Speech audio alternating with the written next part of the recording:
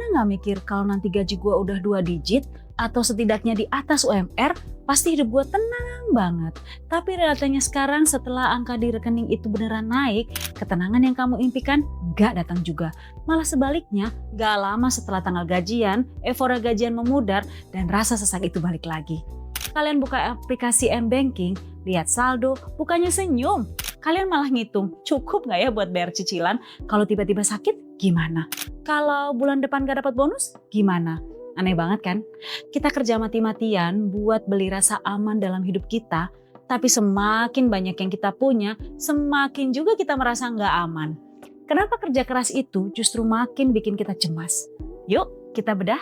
Kenapa kerja keras aja ternyata nggak cukup buat menyembuhin kecemasan finansial kita. Masalahnya bukan karena kita kurang kerja. Masalahnya adalah kita hidup di zaman di mana standar cukup itu bergeser terus. Begitu pendapatan naik, standar hidup kita entah gimana jadi ikutan naik otomatis.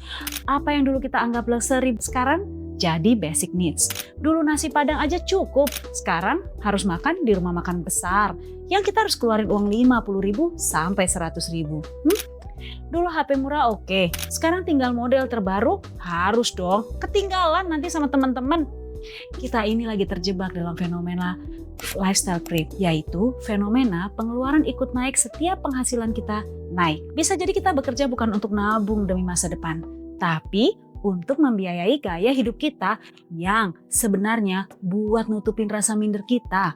Kita takut kalau kita nggak punya barang tertentu, kita dianggap nggak sukses.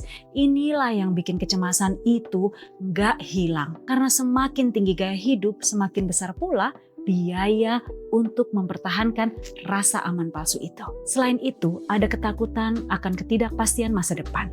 Di era ekonomi yang serba nggak pasti ini, kita merasa harus punya benteng, uang yang sangat tinggi. Kita merasa kalau tabungan kita nggak sampai angka sekian, kita dalam bahaya. Padahal kenyataannya, rasa aman yang bersumber dari uang itu ibarat membangun rumah di atas pasir. Jadi begitu ada ombak sedikit, entah itu inflasi, PHK, ekonomi negara melambat, fondasi kita langsung goyah. Kita bakalan kerja kayak orang yang mencoba mengisi ember bocor dengan air. Sekeras apapun kita menuang air, yang itu adalah uang, ember itu gak akan pernah penuh karena ada lubang kecemasan di dasar yang terlalu besar. Secara spiritual, kita perlu jujur sama diri sendiri. Kita cemas itu sudah menggeser posisi sang pencipta kita dengan uang. Kita menjadikan uang sebagai Tuhan baru yang kita harap bisa menjamin hari esok kita. Padahal kalau kita naruh rasa aman sejahtera itu di tangan uang, maka uang itu akan mempermainkan emosi kita tiap harinya. Guys, Tuhan nanya ke kita, siapa di antara kamu yang karena kekhawatirannya dapat menambahkan sehasta pada jalan hidupnya? Logikanya simple, tapi nampar banget. Cemas itu nggak punya nilai produktif. Cemas nggak akan bisa nambah saldo, nggak bakal bisa bayar cicilan, dan nggak bakal bikin karir kita naik. Cemas cuma bakal mencuri energi kita yang seharusnya kita bisa pakai buat berkarya. Kita sering lupa kalau kita punya Tuhan yang memelihara kita. Coba lihat bunga bakung, burung di udara. Mereka nggak kerja kantoran, nggak sampai lembur, tapi mereka nggak pernah kekurangan. Ini bukan berarti kita harus jadi malas dan nggak kerja loh ya. Kita tetap kerja maksimal, tapi tujuannya beda. Kita kerja bukan sebagai bentuk ketakutan, tapi sebagai bentuk ibadah dan tanggung jawab.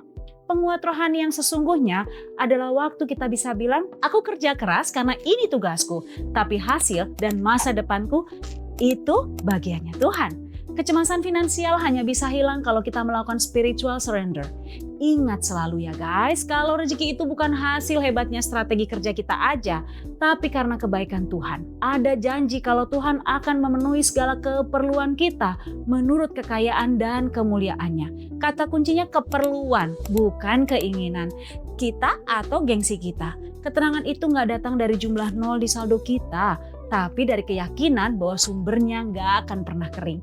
Uang bisa hilang dalam semalam, tapi penyertaan Tuhan itu konstan. Jadi kalau sekarang kalian masih deg-degan lihat saldo, mungkin ini saatnya buat cek ulang siapa yang sebenarnya jadi sandaran hidup kalian. Gimana? Bahasan ini menampar kalian secara lembut? Atau malah bikin kalian makin mikir? Jujur, rasa cemas itu manusiawi, tapi membiarkan cemas mengontrol hidup kita itu pilihan. Kita harus belajar untuk merasa cukup, bukan karena uang kita yang banyak, tapi karena kita tahu kita dijaga di tangan yang tepat. Nah, sekarang mau dengar cerita kamu dong? Apa hal yang paling bikin kamu cemas soal keuangan akhir-akhir ini? Coba tulis di kolom komentar ya. Kita sharing bareng-bareng di sini.